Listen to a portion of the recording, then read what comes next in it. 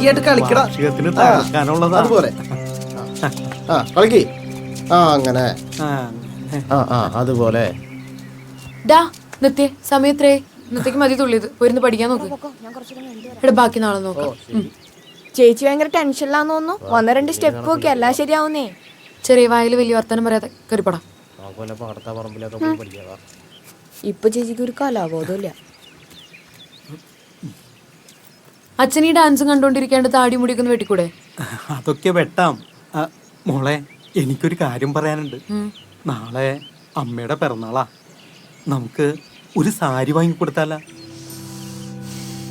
9,000 രൂപ ശമ്പളം എന്നുള്ളത് അച്ഛൻ അറിഞ്ഞൂടെ? മാസ ചെലവിന് പോലും അത് തികയണില്ല. ആഗ്രഹങ്ങളൊക്കെ എല്ലാവർക്കും ഉണ്ടാവും. ഒക്കെ നടക്കണമെങ്കിൽ എന്നെ പഠിപ്പിക്കണമായിരുന്നു. അച്ഛൻ പറഞ്ഞു എന്നുള്ളൂ. അച്ഛനെ വിഷമിപ്പിക്കാൻ വേണ്ടി പറഞ്ഞൊന്നുമല്ല. നമ്മുടെ അവസ്ഥ അതായിപ്പോയി.